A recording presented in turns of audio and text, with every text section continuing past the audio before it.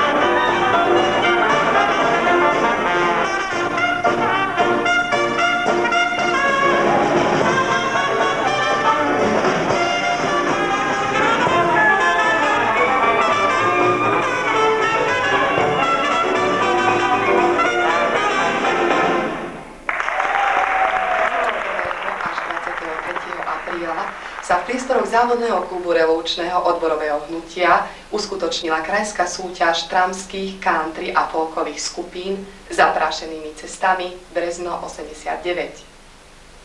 Súťažilo na nej celkom 18 skupín. Víťazom a držiteľom hlavnej ceny sa stala domáca country skupina Vodopád, ktorá pracuje pri závodnom klube revolučného odborového hnutia v Brezne.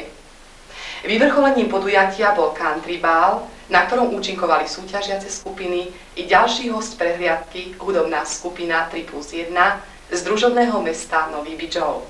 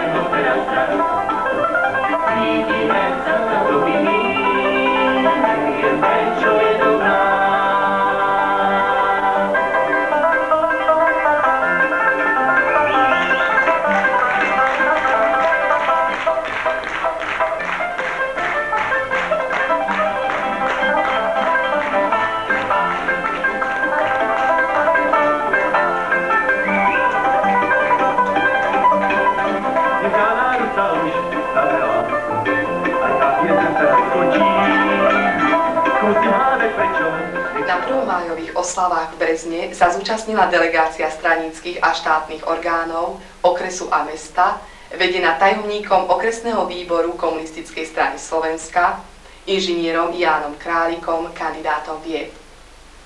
V sprievode sa pracujúci švermových železiarní hrdili červenou zástavou, ktorú dostali v predvečer 1. mája. Strojári z piesku si pripomenuli 200 výročie kovovýroby na Horehroní A k jubilantom patria aj breznianski mostári a pracovníci Československej automobilovej dopravy, ktorí oslavujú tohto roku 40. výročie svojej existencie. Ďalší náš rozvoj musíme stále viac opierať o vzostup spoločenskej produktivity práce. Kľúčové miesto zaujíma zvýšenie samostatnosti a zodpovednosti podnikov za uspokojovanie potrieb spoločnosti. Plne si uvedomujeme, že splniť vytýčené úlohy môžeme len za predpokladu, že na všetkých pracoviskách budeme dosahovať stále lepšie výsledky. Okresná konferencia strany, ktorá svojimi závermi vytvorila priestor aktivizácii komunistov, sústredením tvorivého potenciálu strany, všetkých pracujúcich a organizácií Národného frontu nášho okresu na riešenie úloh predstavy.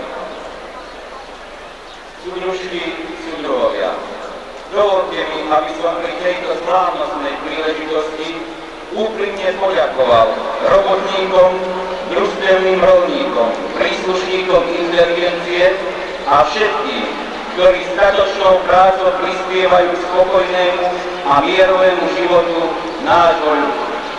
Osobitne mi dovolte poďakovať pracujúcim švermových železiarní Podbrezová, ktorí za úspešné plnenie úloh v roku 1987 týchto dňoch prevzali červenú štandardu výrobno hospodárskej jednotky a čestné uznanie vlády.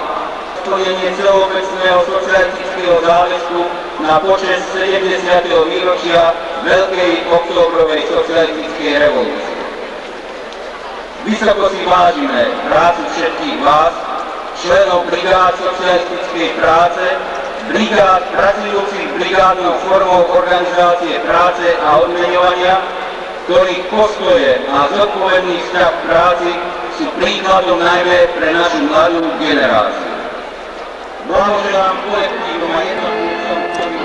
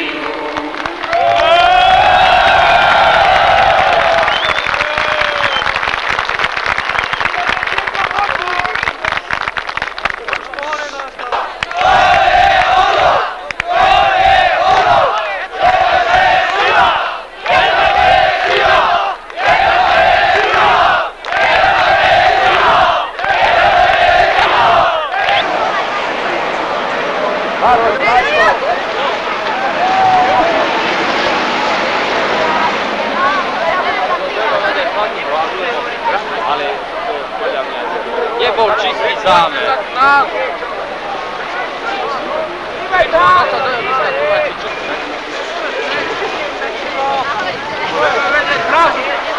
Aj ostatných presvedčte.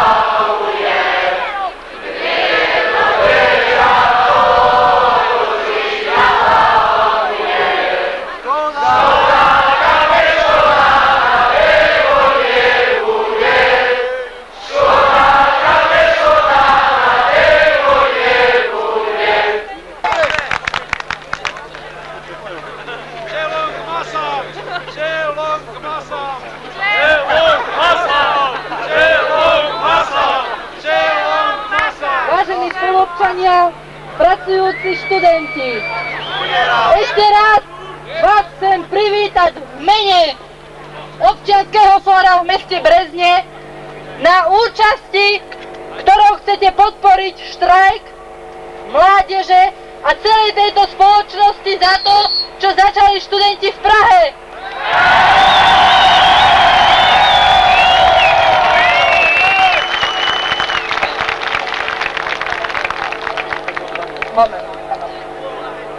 Volám sa Iveta Švantnerová a hovorím za novovzniknuté občianske fórum v Brezne.